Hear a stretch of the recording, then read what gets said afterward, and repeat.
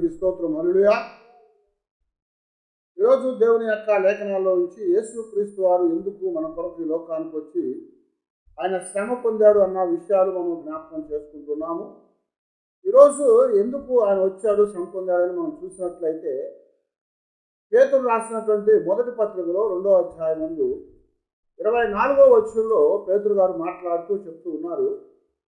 మొదటి పేతురు పత్రిక 2వ అధ్యాయము 24వ వచనం ముందు, మనము పాపముల విషయమై చనిపోయి నీతి విషయమై జీవించున్నట్లు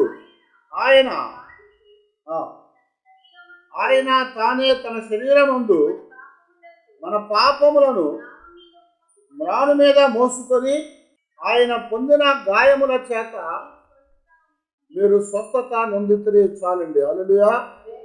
యేసు ప్రభువారు ఇక్కడ లోకానికి ఎందుకు ఆయన వచ్చారు అంటే ఆయన మనకి పాప విమోచన విడుదల ఇవ్వటానికి వచ్చారని మనం చాలాసార్లు చెప్పుకున్నాం. వీటన్నిటితో పాటుగా మన జీవితాలకి పాప విడుదల విమోచనతో పాటు శారీర సంబంధమైనటువంటి రోగాన్ని కూడా తీసివేయటానికి ఆయన వచ్చాడని దేవుని లేఖనాల్లో మనం చూస్తూ ఉన్నాం. ఎందుకంటే రోగం అనేది ఆత్మ సంబంధంగాను శరీర సంబంధంగా కూడా ఉన్నది. మొట్టమొదట మానవుడు పాపం చేస్తున్నప్పుడు ఆ పాపం వలన శరీరానికి మరణము, అలాగే శరీరానికి రోగం అనేది వచ్చినట్టుగా మనం గమనిస్తూ ఉంటాము. ఎందుకనంటే దేవుని యొక్క లేఖనాల్లో దేవుడు ఎవరిని కూడా రోగగ్రస్తులుగా చేయలేదు. ప్రసంగిలో చెప్పినట్లుగా దేవుడు ప్రతి వారిని కూడా ఆరోగ్యవంతులుగాను యథార్థవంతులుగాను రూపించాడట. అయితే మానవుడు ఏం చేశాడంటే వివిధమైన తంత్రాలు కల్పించుకొని వారి జీవితాల్లో దేవుని యొక్క మాటను వినకుండా పాపం చేశారు. ఆ పాపం ద్వారా శాపం ద్వారా మరణము వచ్చింది. మరణంతో పాటుగా రోగం అనేది మానవ జీవితంలో వ్యాధి అనేది వచ్చినట్టుగా మనం గమనిస్తూ ఉంటాము. బైబిల్లో మనకి చాలా విషయాలు పాపము ద్వారా రోగం వచ్చినట్టుగా మనకి జ్ఞాపకం చేస్తూ ఉంటాడు. అది కారణం నుంచి కూడా అనేకమైన సందర్భాల్లో పాపమే రోగానికి మూలమన్న విషయాన్ని దేవుడు జ్ఞాపకం చేస్తున్నాడు. ఎందుకంటే అది కారణంలో మరి దేవుని యొక్క లేఖనాల్లో 20వ అధ్యాయం ముందు మొదటి నుంచి మనం చివరి అధ్యాయం వచ్చిన వరకు కూడా చదువుతూ ఉన్నట్లయితే అక్కడ అబ్రహాము అబీమెలెకు సంగతి రాయబడతా వచ్చింది. అబ్రహాం యొక్క భార్య అయిన శారాయిని అబీమెలెకు అనేటువంటి రాజు తీసుకుని వెళ్ళిపోయాడు. అప్పుడు ఏమైందంటే దేవుడు అతను చేసిన దానిని బట్టి అబీమెలెకు యొక్క కుటుంబం అంతటికి, తన యొక్క దాసీలందరికీ, తన యొక్క భార్యలందరికీ కూడా శాపాన్ని కలుగు చేశాడట. వారి యొక్క గర్భాలు మూసివేశాడు, వారికి రోగాలుగా చేశాడు. ఎందుకు అలాగ చేశాడయ్యా అంటే వారు పాపం చేశారు. అప్పుడు అబ్రహాంకి ఇవ్వబడినటువంటి భార్యను అతను తీసుకుని వెళ్ళిపోయాడు.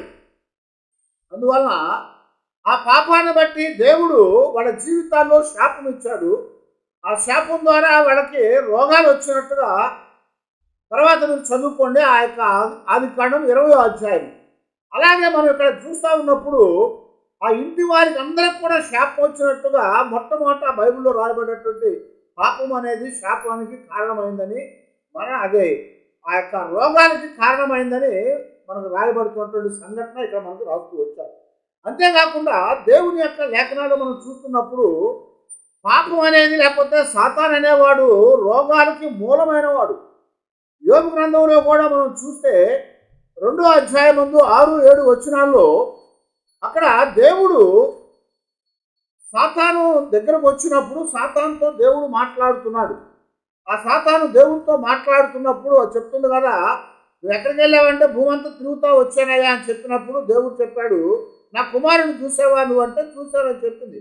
అయితే అంటుంది కదా, నీవు ఆయనకి కాపుదాన్ని ఇచ్చావు, నువ్వు క్షేమాన్ని ఇచ్చావు కనుక నువ్వు నీ చెయ్యి తప్పిస్తే నేను ఆయనకి ఏం చేస్తాను, బాధను కలుగు చేస్తా, రోగాన్ని కలుగు చేస్తా, నేను దూషించేట్లుగా ఆయన నేను ప్రేరేపిస్తానని చెప్పినట్లుగా మనకి ఇక్కడ రాయబడతా వచ్చింది.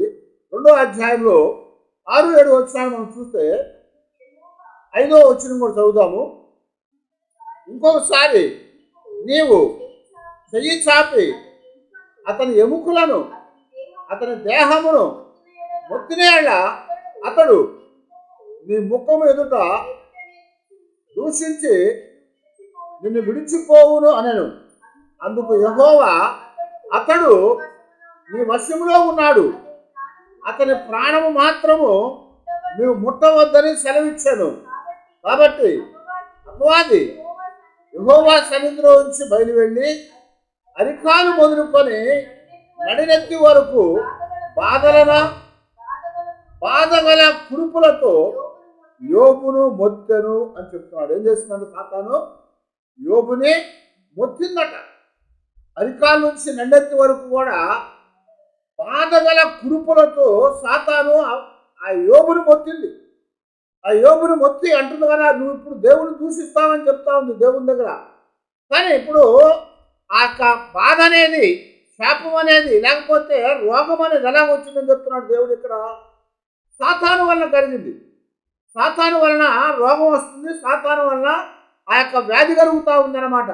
అందుకనే యోహాను సువార్తలో కూడా యేసు ప్రభువారు 9వ అధ్యాయంలో 1-2 వచనాలు మనం గమనిస్తూ ఉన్నప్పుడు అక్కడ పాపం అనేది రోగాలకి కారణమని ఇశ్రాయేలు కూడా నమ్మేటువంటి విధానం అదే కనపడుతుంది మనకు అక్కడ. ఆయన మార్గమున పోవుచుండగా పుట్టి గుడ్డివాడై ఒక మనుష్యుడు ఆయన యొద్దకు కనబడెను. ఆయన శిష్యుడు, బోధకుడా, వీడు గుడ్డివాడై పుట్టుటకు ఎవడు పాపము చేశారు? వీడా, వీడిని కన్నవారా అని ఆయనను అడిగారు. చాలు, ఏమన్నారు? ఎవడు పాపం చేశాడు అంటున్నాడు. వీడు గుడ్డివాడుగా పుట్టాడంటే అందులో ఏముందట? పాపం ఉందట. ఆ పాపం అనేది వీడు చేస్తేనే గుడ్డివాడుగా పుట్టాడా, లేకపోతే వీడు తల్లిదండ్రులు చేస్తాడు అంటున్నాడు. తల్లిదండ్రుల యొక్క పాపం అనేది, శాపం అనేది పిల్లల మీద కూడా వచ్చిందని బైబిల్లో కూడా రాయబడతా వచ్చింది. అంతేకాకుండా తల్లిదండ్రులకున్న రోగాలు కూడా పిల్లలకు వస్తూ ఉంటాయి. కొన్ని రోగాలు తల్లిదండ్రుల నుంచి పిల్లలకు వస్తాయి. ఇప్పుడు క్యాన్సర్ ఒకటి ఉంది, తర్వాత షుగర్ ఒకటి ఉంది, బీపీ ఒకటి ఉంది, ఇలాగా మరి ఇంకా అనేకమైన భయంకరమైన రోగాలు ఉన్నాయి. ఇవన్నీ కూడా తల్లిదండ్రులకు ఉన్నప్పుడు ఏమవుతుందంటే అది పిల్లలకు కూడా వస్తాయి అన్నమాట. ఎందుకంటే అది ఆ యొక్క హెరిడిటరీ అని ఆ యొక్క తల్లిదండ్రుల నుంచి వారసత్వపు రోగాలు అవన్నీ. అలాగే మన పితరుడైనటువంటి ఆదాము, ఆయన పాపం చేశాడు. ఆ పాపాల వల్ల శాపం వల్ల మరణం వచ్చింది. ఆ మరణం ద్వారా ఏమైందంటే బయటకు వచ్చిన తర్వాత ఏదైనా తోటలో నుంచి రోగాలు అనేవి అతనికి వచ్చేసినట్టుగా మనం చూస్తూ ఉంటాం. అయితే ఇక్కడ అతని యొక్క అవిధేయత వలన సమస్తము కూడా, భూలోకం అంతా కూడా పాపానికి అప్పగించబడిపోయింది. అందుకనే ఈ పాపం అనేది ఇప్పుడు వాళ్ళకి ఏమంటారు అంటే, వీడు పాపం చేశాడా లేకపోతే వీడి తల్లిదండ్రులు పాపం చేశారా? ఎవడు పాపం చేశాడంటే తల్లిదండ్రులు చేసినటువంటి పాపాన్ని బట్టి పిల్లలకు వచ్చే రోగాలు కొన్ని ఉన్నాయి. పుట్టిన తర్వాత వాళ్ళు చేసిన పాపాలను బట్టి వాళ్ళకు వచ్చేటువంటి రోగాలు కొన్ని ఉన్నాయి. మరి అక్కడ సామెతల గ్రంథంలో జాగ్రత్తగా మనం చూస్తూ ఉంటే 5వ అధ్యాయంలో 11 చూద్దాము. తుదకు నీ మాంసమును నీ శరీరమును క్షీణించినప్పుడు అయ్యో ఉపదేశము నేను ఎట్లు త్రోసివేసి, నా హృదయము గద్దెంపు నేను ఎట్లు తృణీకరించి, నా బోధకుల మాట నేను వినకపోతేనే, నా ఉపదేశములకు నేను చెవియొక్కకపోతేనే, నేను సమాజ సంఘముల మధ్య నుండి ప్రతి విధమైన దౌష్ట్యమునకు లోబడుటకు కొంచెమే ఎడమాయనని అని నీవు చెప్పుకొనుచు మూలుగుచ్చు ముందువు అని జ్ఞాపకం చేస్తున్నాడు. యవనస్తులట దేవుని యొక్క బోధన వినలేదట, దేవుని యొక్క సేవకుల యొక్క ఉపదేశాన్ని వినలేదట. ఆ యవనస్తుడు ఏం చేశాడంటే వాళ్ళ యొక్క ఉపదేశాన్ని తోచివేశాడు, బోధన వినకుండా ఉన్నాడు. ఆ చెవిని పెట్టలేదట. చెవిని పెట్టకపోవడం ద్వారా ఏమైందంటే తన జీవితం అంతా కూడా పాడైపోయిందని చెప్తున్నాడు. ఎలాగట? అదో తుదకు నీ మాంసము నీ శరీరం అంతా కూడా క్షీణించిపోయింది అన్నాడు. ఎందుకట? పాపం వలన అని చెప్తున్నాడు. అది తర్వాత మీరు చదువుకున్న అధ్యాయం.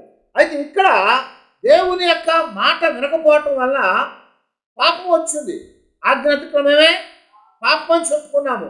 ఇప్పుడు ఆజ్ఞ అతిక్రమం వల్ల పాపం కనుక ఆ పాపం వల్ల మరణము శాపం అనేది వచ్చింది. అందుకొరకే దేవుని యొక్క లేఖనాల్లో మనం జాగ్రత్తగా చూస్తున్నప్పుడు లేవి కాండంలో, అలాగే నిర్గమ కాండంలో, అలాగే మనం చూసినప్పుడు అక్కడ దేవుని యొక్క మాట వినకపోవటం వల్ల శాపాలు వస్తాయని అక్కడ జ్ఞాపకం చేస్తున్నాడు. ద్వితీయోపదేశ కాండంలో 28వ అధ్యాయంలో మరి అక్కడ 15వ వచ్చిన దగ్గర నుంచి చెప్తా ఉంటాడు, నీ దేవుడైన యెహోవా మాటలు నువ్వు వినని ఎడల ఈ శాపములన్నీ కూడా నీకు వచ్చును అని చెప్పాడు. మనం దేవుని మాట వినకపోవటం వల్ల ఏమవుతుందట? శాపం వచ్చింది. ఆ శాపం అనేది ఏం చేస్తుంది? రోగాన్ని తీసుకొని వస్తుంది. ఆ రోగం అనేది మన జీవితంలో బాధను కలుగు చేస్తూ ఉంది, ఇబ్బందిని కలుగు చేస్తూ ఉంది అన్నమాట. అదంతా కూడా ఎవరి వల్ల వచ్చిందయ్యా అంటే సాతాను వల్ల వచ్చింది అని జ్ఞాపకం చేస్తున్నాడు. అందుకొరకే దేవుని యొక్క లేఖనాల్లో యేసు ప్రభువు కూడా చాలాసార్లు ఈ మాటను నొక్కి చెప్పాడు. సాతాను వలన, పాపం వలన రోగం అనేది వచ్చింది. పాపం వలన శరీరం అనేది పాడైపోతుంది. ఆత్మ సంబంధమైన రోగము, శరీర సంబంధమైన రోగము. కాబట్టి ఈ రెండు రోగాలను బాగు చేయాలంటే దాని కొరకు యేసుక్రీస్తు వారు లోకానికి రావాల్సి వచ్చిందనమాట. అందుకొరకే లూకాసు వార్తలో కూడా 13వ అధ్యాయం 16వ వచనంలో నడుము వంగిపోయినటువంటి స్త్రీని చూసినప్పుడు యేసు ప్రభువు వారు అక్కడ ఒక మాట చెప్తా ఉన్నాడు, ఇదిగో ఈమె కూడా అబ్రహాము యొక్క కుమార్తె, కానీ ఈమె 18 ఏళ్ల నుండి సమాజ మందిరములో ఉన్నదే కానీ ఆమె నడుము సరిచేయబడలేదు అని చెప్తున్నాడు. చదవండి మాటని. 13వ అధ్యాయము 16వ వచనంలో, ఇదిగో 18 ఏళ్ల నుండి సాతాను బంధించిన అబ్రహాము యొక్క కుమార్తె అయిన ఈమెను విశ్రాంతి దినమందు ఈ కట్ల నుండి విడిపింప తగదా అని అడుగుతున్నాడు. ఆమెను బాగు చేశాడు. ఆమె వచ్చినప్పుడు ఆమెను ముట్టాడు. ఆమెను ముట్టినప్పుడు ఆ అక్క వంగిపోయే నడుము సరిచేయబడింది. ఆ వంగిపోయే నడుము సరిచేయబడినప్పుడు అందరూ కూడా అక్కడ యూదులందరూ కూడా ఏం చేశారంటే యేసు ప్రభు వారి మీద తగువుకు వచ్చారు. ఇదిగో అది విశ్రాంతి దినం కదా, నువ్వెందుకు ఆమెను బాగు చేస్తావని అడుగుతున్నాడు. అందుకు ప్రభు చెప్తున్నాడు, సాతాను వలన కట్టబడినటువంటిది అయింది, సాతాను వలన బంధించబడినది అయింది, సాతాను వలన ఆమెలో జీవితంలోనికి, శరీరంలోనికి ఏమొచ్చిందట? రోగం వచ్చింది. ఆ రోగం వల్ల ఏమైంది? ఆమె నడుము వంగిపోయి చక్కగా నిలబడలేని స్థితిలోకి వెళ్ళిపోయింది. అయితే ఆమెని స్వస్థపరచకూడదా? కట్ల చేత కట్టబడినటువంటి ఆమెని విడిపించకూడదా అని యేసు ప్రభు వారు చెప్తూ వచ్చాడు. కారణం ఏంటయ్యా అంటే యేసు ప్రభు వారు పాప సంబంధమైన రోగాన్ని, శాపాన్ని, మరణాన్ని తొలగించడానికి వచ్చాడు ఆయన. వాటన్నిటిలోంచి విడిపించడానికి వచ్చాడు ఆయన. కాబట్టి మరి యోహాను సువార్తలో కూడా 10వ అధ్యాయం 10వ వచనంలో ప్రభు చెప్తూ ఉంటాడు కదా, వాడు దేనికి వచ్చాడయ్యా అంటే దొంగతనమునకును, దోచుకోవటానికి, నరహత్య చేయటానికి, వాడు పాడు చేయటానికి వచ్చాడని చెప్పాడు. వాడు దేనికి వచ్చాడట? వాడు పాడు చేయటానికి వచ్చాడట. వాడు నాశనం చేయటానికి వచ్చాడు. అదే మాటల్ని కూడా మనం చూస్తున్నప్పుడు అపోస్తలుల కార్యాల్లో కూడా 10వ అధ్యాయం ముందు 38వ వచనంలో అక్కడ అదేదనగా దేవుడు నజరేయుడైన యేసును పరిశుద్ధాత్మతోనూ శక్తితోనూ అభిషేకించినది అనునదియే. దేవుడు ఆయనకు తోడై ఉండను గనుక ఆయన మేలు చేయించు అపవాది చేత పీడించబడిన వారి నుండి వారిని అందరినీ స్వస్థపరచుచు సంచరించుచు ఉండను. ఏమనండి ఇక్కడ? ఎందుకు యేసు ప్రభువు వారు వచ్చారట? కట్ల చేత కట్టబడిన వారిని, పాపము చేత శాపానికి గురైపోయిన వారిని, ఆ శాపం వల్ల వచ్చినటువంటి రోగముల నుంచి విడిపించడానికి ఆయన లోకానికి వచ్చాడు. అందువల్ల ఏం చేశారంటే ఆయన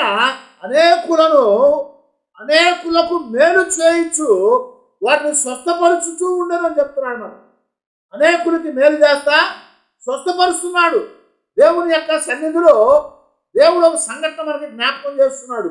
ఆ సంఘటన ఏదయ్యా అంటే నిర్గమకాండములో 15వ అధ్యాయం నందు 26వ వచనంలో, నీ దేవుడైన యెహోవా వాక్కును శ్రద్ధగా విని ఆయన దృష్టికి న్యాయమైనది చేసిన ఎడల, ఆయన ఆజ్ఞలకు విధేయులైన ఎడల, ఆయన కట్టడలన్నిటినీ అనుసరించి నడిచిన ఎడల, నేను ఐగుప్తులకు కలుగు చేసిన రోగములలో ఏది మీకు రానివ్వను అని జ్ఞాపకం చేస్తున్నాడు. ఇక్కడ మిమ్మల్ని స్వస్థపరచు యెహోవాను నేనే అని చెప్పాడు. హల్లెలూయా. దేవుడు ఒక నిబంధనతో కూడినటువంటి వాక్కులు చెప్తా ఉన్నాడు. అదేంటంటే ఐగుప్తులకి రోగాలు వచ్చినాయి. ఎందుకు రోగాలు వచ్చినాయి? ఐగుప్తులకి తెగుళ్ళు ఎందుకు వచ్చినాయి? దేవుని మాట వినకపోవటం వల్ల. దేవుని మాట వినకపోవటం వల్ల ఐగుప్తులకి రోగాలు కలిగినాయి, తెగుళ్ళు వచ్చినాయి. వాటి వల్ల వాళ్ళు నష్టపోయారు. అయితే ఇక్కడ దేవుడు చెప్తున్నాడు, ఐగుప్తులకి తెగుళ్ళని వచ్చినాయి, వాళ్ళ యొక్క రోగాలు కలిగినాయి. ఎందుకంటే వారు దేవుని మాట వినకపోవటం వల్ల.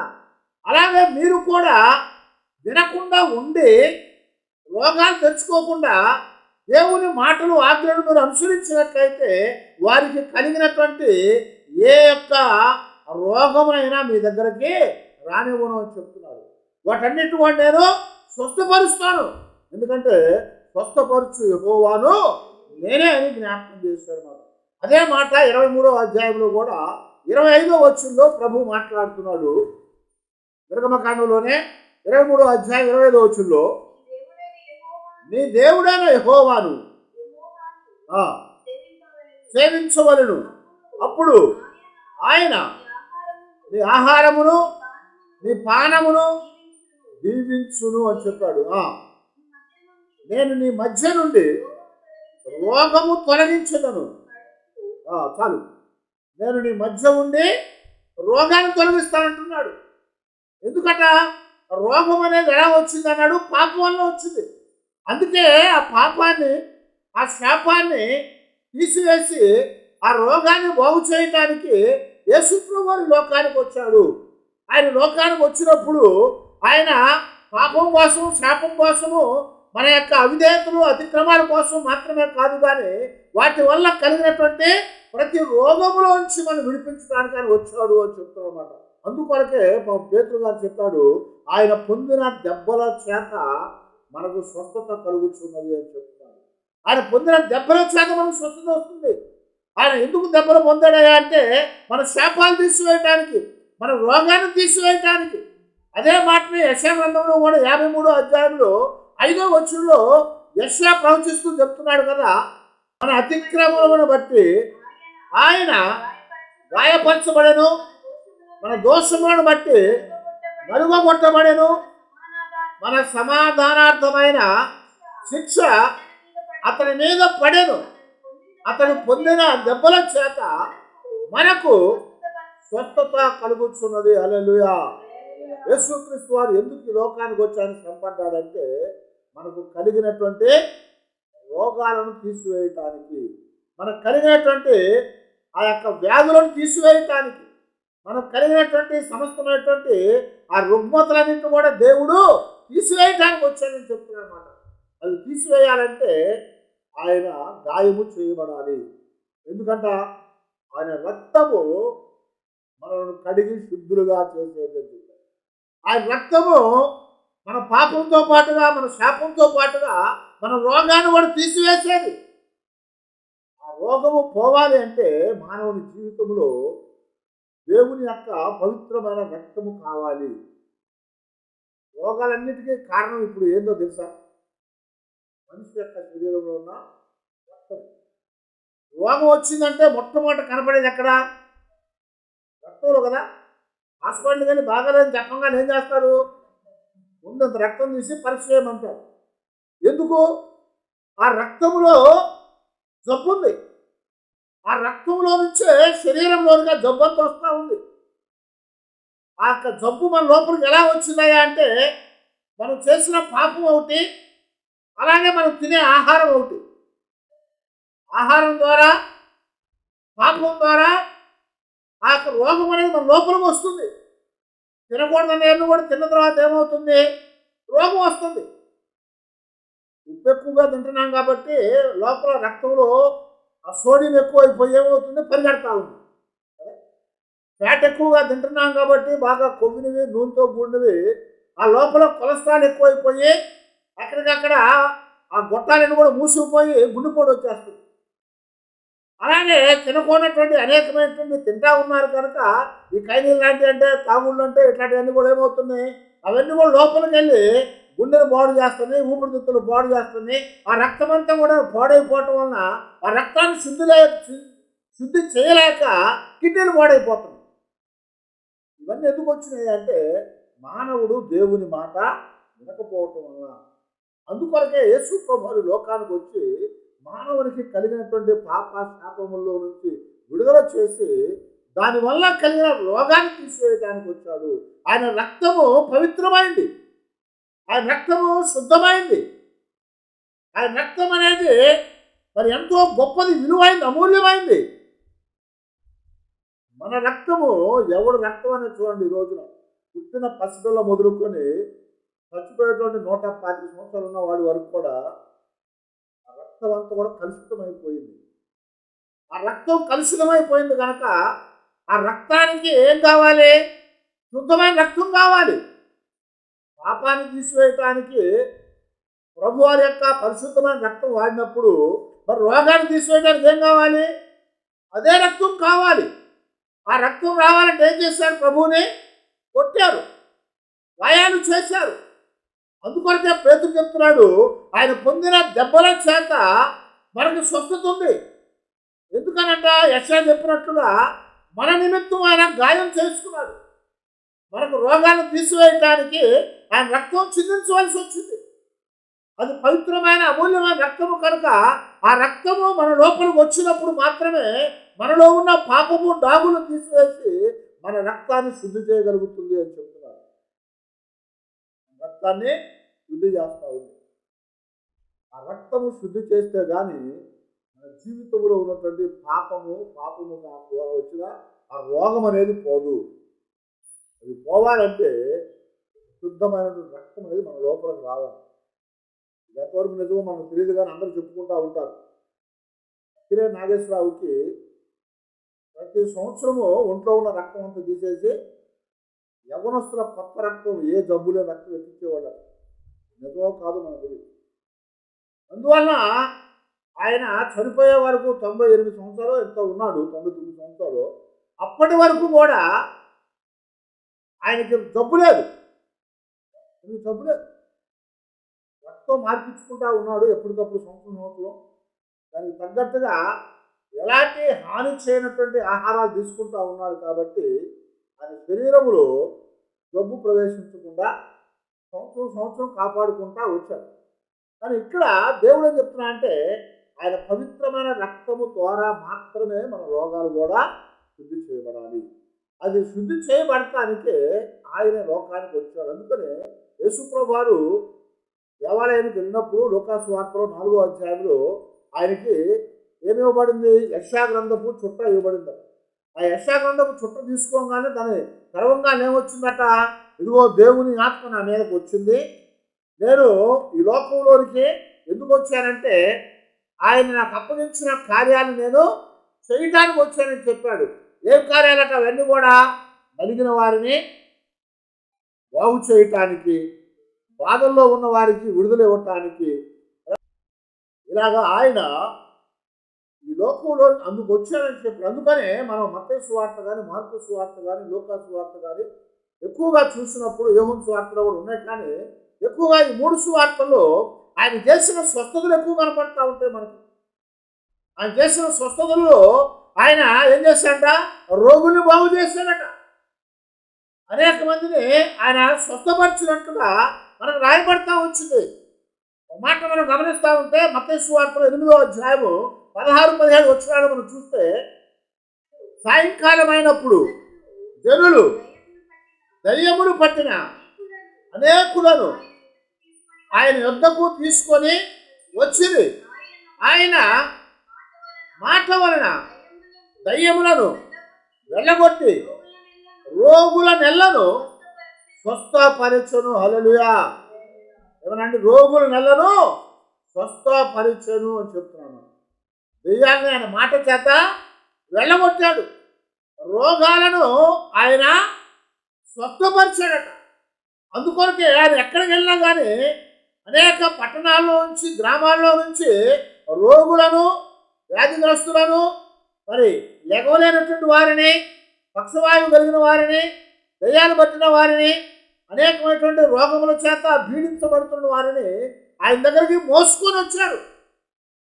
ప్రభు అని చూసి అన్నారు కదా, పరిపెత్తుకో, నీవు వెళ్ళు, నీ రోగములు, నీ యొక్క పాపములు క్షమించమండి, నీ పాపాలు క్షమించమండే కాబట్టి నీ పరిపెత్తుకుని వెళ్ళమని చెప్పాడు. అందరూ ఆశ్చర్యపడిపోయారు. రోగాలు క్షమించడం, పాపాలు క్షమించడం ఈయనవుడు అనుకున్నారు. ఆయన పాపాలు క్షమించడానికి వచ్చాడు, రోగాలు నయం చేయడానికి వచ్చాడు. అందుకనే యేసు ప్రభు వారు ఆయన స్వస్థపరిచిన ప్రతిసారి కూడా ఒక మాట చెప్పాడు. ఏం చెప్పాడు? కుమారుడా, నీ పాపములు క్షమించబడ్డాయి, కుమారి నీ పాపములు క్షమించబడ్డాయి, కాబట్టి నువ్వు స్వస్థత కలిగి నీ పరిపెత్తుకొని వెళ్ళిపోమని చెప్పాడు. నువ్వు స్వస్థత కలిగి సమాధానంగా వెళ్ళమని చెప్పాడు. నువ్వు స్వస్థత కలిగి నీ దారిని వెళ్ళమని చెప్పాడు. ముందు చెప్పిన మాట ఏంటంటే, నీ పాపములు క్షమించబడ్డాయి. పాపాలు క్షమించబడితే ఆ తర్వాత రోగాన్ని క్షమిస్తాడు ఆయన, రోగాన్ని తీసివేస్తాడు ఆయన. ఎందుకంటే ఆయన మన రోగాల కొరకు దెబ్బలు పొందాడు, మన రోగాల కొరకు ఆయన రక్తాన్ని కార్చాడు. ఆయన కార్చిన రక్తము పవిత్రమైన రక్తము. కాబట్టి ఆ పవిత్రమైన రక్తం ఇప్పుడు మన పాప సంబంధమైనటువంటి ఆ రోగాల నుంచి మనల్ని విడిపించడానికి అది హేతు అయింది అని జ్ఞాపకం చేస్తున్నారు. అందుకొరకే మనము యేసుక్రీస్తు వారు పొందినటువంటి ఆ దెబ్బల చేత మనం విడుదల చేయబడ్డాము. ఆయన పొందినటువంటి ఆ యొక్క గాయముల చేత మనం స్వస్థత పొందగలిగాం. ఆయన గాయాల ద్వారా మనం స్వస్థత వచ్చింది, ఆయన రక్తం ద్వారా మనం కడగబడ్డాం. మన రక్తము శుద్ధి చేయబడతా ఉంది. అరికాలు మొదలుకొని నన్నెత్తి వరకు కూడా ఏం చేయబడిందట, ఆయన బాగు చేస్తున్నాడు, ఆయన బాగు చేస్తాడని చెప్పారు. అందుకొరకే ఎక్కడ రోగాలతో ఉన్న వారందరూ కూడా ప్రభువుని వెంబడించారు. ఆయన వారిని ముట్టి స్వస్థపరిచాడు. కొంతమందిని నోటి మాట చేత ఆజ్ఞాపించి స్వస్థపరిచాడు. ఆయన అలాగే మరొక సంఘటన కూడా చేశాడు. ఆయన ఏం చేశాడయ్యా అంటే, తన శిష్యులు పిలిచి, మీరందరూ కూడా ఏం చేయాలి, ఇద్దరిద్దరుగా పట్టణాల్లోనికి, పల్లెల్లోనికి వెళ్ళండి. మీరు వెళ్ళి వాళ్ళకి ఏం చెప్పారంటే, మొట్టమొదటి సువార్తను ప్రకటించండి. ఆ తర్వాత సువార్తతో పాటుగా రోగులను బాగు చేయండి, దెయ్యాల్ని వెళ్ళగొట్టండి, బంధించు వారికి విడుదల దయచేయండి, అధికారం నేను మీకు ఇచ్చానని చెప్పారు. అందుకు ఆ శిష్యులందరూ కూడా గబగబా ఇద్దరే చొప్పున ఆ పట్టణాలకి, ఆ గ్రామాలకు వెళ్ళిపోయారు. వెళ్ళిపోయినప్పుడు వీళ్ళు ఎవరయ్యా అంటే, యేసుతో ఉన్నవారని వారు చూశారు. అనేక పర్యాయాలు యేసు ప్రభువారు అద్భుతాలు చేసినప్పుడు, బోధలు చేసినప్పుడు ఈ 12 మంది కనపడతా ఉన్నారు వాళ్ళకి. కనుక ప్రభుతో ఉన్నారు కనుక వాళ్ళు ఎక్కడికి వెళ్ళినా కానీ గుర్తుపట్టబడ్డారు. వాళ్ళు పట్టణాల్లోకి, గ్రామాల్లోకి వెళ్ళంగానే ఆ గ్రామాల్లో ఉన్న రోగులు, పట్టణాల్లో ఉన్న రోగులందరూ కూడా వారి యొక్క మాటలు విన్నప్పుడు, వారు తాకినప్పుడు, వారు నీడబడినప్పుడు, వారి యొక్క మాటల చేత గద్దించినప్పుడు దయ్యాలు పోయినాయి, సువార్తలు విన్నారు, వారి జీవితాలకి శాపం తొలగించబడింది, వారి యొక్క రోగాలు విడిగిపోయినాయి, వారు స్వస్థత పొందారట. ప్రభు దగ్గరికి సాయంత్రం వచ్చారు అందరూ కూడా. ఇద్దరు వెళ్ళిపోయి ఉదయాన్నే సాయంత్రానికి వచ్చారు. సాయంత్రం చెప్తున్నారు, ప్రభువా నీకేమైందో తెలుసా నీకు అని అడుగుతున్నారు. ఏమైందో అన్నారు. నీ పేరు చెప్పంగానే దయ్యాలు పారిపోయినాయి, నీ పేరు చెప్పంగానే రోగాలు పారిపోయినాయి, నీ పేరు చెప్పంగానే సమస్తమైనటువంటి ఆ బంధకాలు విడిపోయినాయి అని చెప్పారు. దానికి అధికారం ఇచ్చాడు యేసు ప్రభువు. ఎందుకయ్యా అంటే, ఆయన అధికారం కలిగినటువంటి వాడు, ఆయన స్వస్థపరచగలిగిన అధికారం కలిగిన వాడు. ఆయన స్వస్థపరిచే అధికారం ఉంది ఆయనకి. ఈరోజు ఒకవేళ గుండె సంబంధమైన రోగం వచ్చిందనుకోండి, ఎక్కడికి వెళ్తాము? ఎక్కడికి వెళ్తాం? ఆ కార్డియాలజిస్ట్ దగ్గరికి వెళ్తాం కదా. గుండె సంబంధమైన రోగం వస్తే ఆ గుండెను చూసేవాడి దగ్గరికి వెళ్తాం. కారణం ఏంటంటే అది బాగా చదువుకున్నాడు వాడు. అదే కాలు ఇరిగింది అనుకోండి, ఎక్కడికి వెళ్తాం? కార్డియాలజిస్ట్ దగ్గరికి వెళ్తామా? గుండె చదువుకున్న వాడి దగ్గరికి కాలు ఇరిగితే వాడేం చేయడు, ఓ మందు రాసి పంపిస్తాడు. ఆ ఇరిగిన కాలు అతకున్నాడు. ఆ ఇరిగిన కాలు బాగుపడాలంటే ఎక్కడికి వెళ్ళాలి? ఆర్థోపెడిక్స్కి వెళ్ళాలి. కన్ను దెబ్బలు వెళ్తే ఎక్కడికి వెళ్ళాలి? ఆప్తమాలజిస్ట్కి వెళ్ళాలి. కనుక ఏ జబ్బు చేస్తే దాంట్లో ప్రావీణ్యుడి దగ్గరికి వెళ్ళాలి మనం కదా. అయితే ఇక్కడ యేసుక్రీస్తు వారు ఎవరయ్యా అంటే సమస్త రోగాల్లో నుంచి కూడా మనల్ని శుద్ధి చేయగలిగిన వాడు, సమస్తమైన బంధకాల్లో నుంచి మనం విడిపించగలిగిన వాడు. ఆడదయ్యం పడితే వదిలించి మగదయ్యం పడితే వదిలించేవాడు మాత్రమే కాదు, కొంతమంది మగదయ్యాలే వదిలిస్తారు, కొంతమంది ఆడదయ్యాలే వదిలిస్తూ ఉంటారు. వేల దయ్యాలు పట్టినవాడిని కూడా ఆయన విడిపించాడు. 2000 మంది సేన అట, 2000 మంది పడితే దాన్ని విదిలించాడు. వాళ్ళందరూ పోయి సముద్రంలో పడ్డారు, పందుల్లో ఉండి దూరి.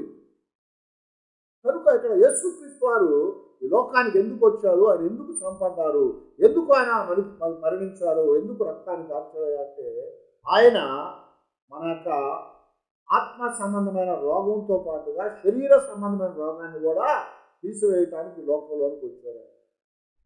ఆయన రావటం ద్వారా, ఆయన శ్రమపడటం ద్వారా, ఆయన గాయం చేయబడటం ద్వారా, ఆ గాయాల్లో ఉంచి ఆయన కార్చిన రక్తము ద్వారా మన ప్రతి పాపాన్ని శుద్ధి చేయటం మాత్రమే కాదు, కానీ అది మన యొక్క రోగాన్ని కూడా శుద్ధి చేస్తుంది. ఆ రోగాలు శుద్ధి చేయటానికి ఆయన వచ్చాడు. అందుకని పేతురు చెప్తున్నాడు, ఆయన పొందిన దెబ్బల చేత మనకి స్వస్థత కలుగుతాయి, ఆయన పవిత్రమైన రక్తము మనల్ని బాగు చేసేదిగా ఉంది అని చెప్తున్నాడు. పవిత్రమైన రక్తం మనల్ని బాగు చేస్తుంది. హల్లెలూయా. అది యేసుక్రీస్తు వారి యొక్క పవిత్ర రక్తములో ఉన్నటువంటి ఆ శక్తి. ఆయన గాయాల ద్వారా కారిన రక్తం అది. ఆ గాయాల ద్వారా, ఆయన కార్చిన రక్తం ద్వారా మన జీవితాలకి స్వస్థతను కలిగించాడు ప్రభువు. కనుక యేసు ప్రభువు ఈ లోకానికి ఎందుకు వచ్చారు, ఎందుకు ఆయన శ్రమ పొందారు, ఎందుకు ఆయన చనిపోయారయ్యా అంటే ఆయన ఆఖరి బొట్టు వరకు మన కొరకు రక్తాన్ని చిందించి ఆ రక్తము ద్వారా, ఆయన పొందిన గాయముల ద్వారా మనకు స్వస్థత కలిగించడానికి ఆయన లోకంలోకి వచ్చి చనిపోయాడు అని దేవుని యొక్క లేఖనాలు మనకు ఇక్కడ జ్ఞాపకం చేస్తుంది. కాబట్టి ప్రియమైన దేవుని బిడ్డలారా, మన జీవితాల్లో మనం కూడా ఎల్లప్పుడూ ఆ ప్రభువు యొక్క మాట వినాలి. ఏమన్నాడు? నా బోధకుల మాట నేను ఎలాగా తోసివేశాను, ఈరోజు భయంకరమైన దౌష్టంలోకి వచ్చానని చెప్తున్నాను. దేవుని మాట వినటువంటి ఐగుప్తునికి, దేవుని మాట వినటువంటి ఇశ్రాయేలుకు కూడా ఏమైంది? అనేకమైన రోగాలు వచ్చినాయి. ఫిలిస్తీన్లకి రోగాలు వచ్చినాయి. ఎందుకు వచ్చినాయంటే దేవుని మాట వినకపోతుంది. అందుకొరకు ఆయన మాటను మనం శ్రద్ధగా విని, ఆయన పొందిన దెబ్బల చేత, ఆయన కార్చిన రక్తము చేత మన యొక్క పాప శాపాన్ని శుద్ధి చేసుకోవటం మాత్రమే కాదు, కానీ దాని చేత మన యొక్క రోగాన్ని కూడా శుద్ధి చేసుకోవడానికి దేవుడు ఒక అవకాశాన్ని ఇచ్చాడు. ఎందుకంటే ఆయన పరమ వైద్యుడై ఉన్నాడు. ఇంకేం చదువుతున్నావు? స్వస్థపరచు యెహోవాను నేనే. యెహోవా రాఫా రాయబడింది అని పేరు. యెహోవా రాఫా అంటే స్వస్థపరచు యెహోవాను నేనే అన్నాడు. ఆయనే స్వస్థపరిచేవాడు, ఆయనే మనల్ని బాగు చేసేవాడు. కనుక ఈరోజు ప్రభు యొక్క శ్రమల ద్వారా మనకు స్వస్థతను అనుగ్రహించడానికి యేసుక్రీస్తు వారు లోకంలోకి వచ్చారని ఎప్పుడో ఆయన కంటే ముందు 1000 సంవత్సరాలకు 750 సంవత్సరాలకు పూర్వం ప్రవచించాడు. అదే మాటని పేతురు గారు ఆయన చూసిన తర్వాత, ప్రభువు చనిపోయి తిరిగి లేచిన తర్వాత ఆ పేతురే ఏమంటున్నాడంటే ఆయన పొందిన దెబ్బల చేత మనం స్వస్థత ఉంది అని చెప్పి. కారణం ఏంటంటే వారు చూశారు, వారు దాన్ని పంచారు. అదే మాట ఆయన జ్ఞాపకం చేసి మన జీవితాలకు కూడా ఆయన అలాంటి గొప్ప కృపను అనుగ్రహించినట్టుగా దేవుని యొక్క లేఖనాల్లో మన జ్ఞాపకం చేస్తున్నాడు. కనుక ఆయన మనల్ని స్వస్థపరచడానికి లోకానికి వచ్చాడు. ఆయన మన బాధలను తీసివేయడానికి లోకానికి వచ్చాడు. ఆయన మనకు కలిగినటువంటి సమస్తమైన రుగ్మతల్లో నుంచి, బంధకాల్లో నుంచి మరి విడిపించడానికి ఆయన లోకానికి వచ్చాడు కనుక ఆయనను కలిగిన వారమై ఆయన యొక్క శ్రమలను జ్ఞాపకం చేసుకొని మన జీవితాల్లో ఉన్న ఏ రోగమైనా ఆయన స్వస్థపరచగలిగిన వాడు. కారణం ఏంటంటే ఆయన పరమవైద్యుడు. ఆయన పరమవైద్యుడు. ఒక కంటికి, ఒక నోటికి, ఒక కాలుకి, ఒక కడుపుకి సంబంధించిన దేవుడు కాదు ఆయన, వైద్యుడు కాదు ఆయన. ఆయన పరమవైద్యుడు. ఆయన కార్చిన పవిత్రమైన రక్తము, నిష్కలంకమైనటువంటి, నిర్దోషమైనటువంటి దేవుని గొర్రె పిల్ల వంటి రక్తము మన కడిగి శుద్ధులుగా చేసి స్వస్థతనిచ్చే రక్తం అది. కనుక ఆ రక్తం యొక్క ప్రోక్షణ కిందకు మనం వచ్చి మన జీవితంలో ఏ రోగం ఉన్నా సరే, ఏ బాధ ఉన్నా సరే, ఎలాంటి బలహీనత ఉన్నా సరే ఆయన స్వస్థపరిచే యెహోవా అని మనం జ్ఞాపకం చేసుకోవాలి. ఆ రక్త ప్రోక్షణ కిందకు మనం వచ్చినట్లయితే ప్రతి రుగ్మతని ఆయన తీసివేసేవాడు. ఎన్నో అద్భుతాలు మనం చూస్తూ ఉన్నాం. దేవుడు బాగు చేసిన వారు కనపడతా ఉన్నారు. దేవుడు బ్రతికించిన వారు కనపడతా ఉన్నారు. కనుక ఈరోజు మనం కూడా ప్రభువు మన కొరకు పొందిన దెబ్బల చేత స్వస్థత మనం కలిగి ఉన్నామని ఎరిగి ఆయనతో మనం ముందుకు సాగుతూ ప్రభువుని మహింపరుద్దాం. తల వచ్చి